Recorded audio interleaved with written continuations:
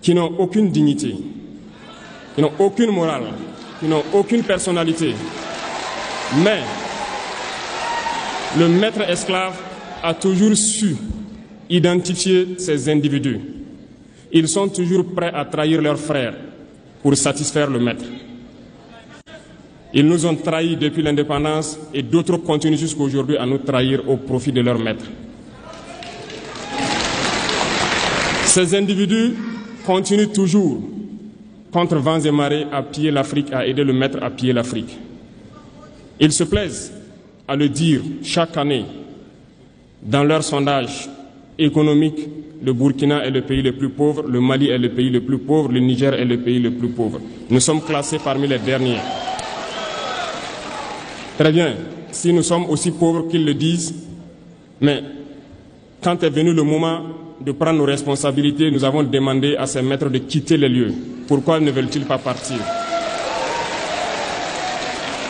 Lorsque nous prenons le cas du Niger, depuis plus de 40 ans, certains pays exploitent l'uranium pour produire de l'énergie chez eux. D'Ottawa jusqu'à Paris, les rues sont illuminées, c'est la lumière. Mais au Niger, c'est l'obscurité qui nous est servie.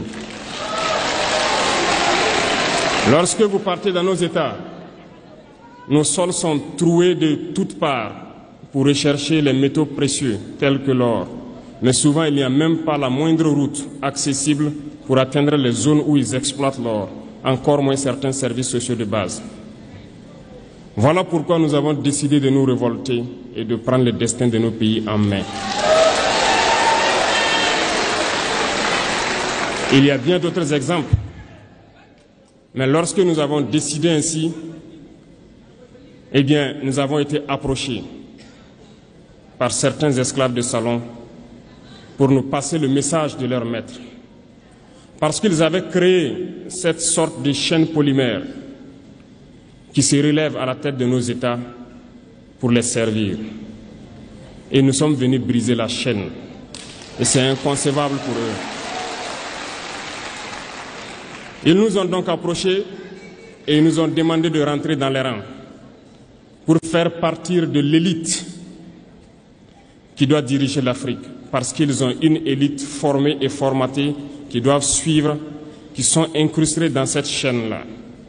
Nous avons refusé de rentrer dans leur rang. Et dès lors, les hostilités ont commencé. Et ils ont fait fourvoyer dans nos zones plusieurs mercenaires, des formateurs.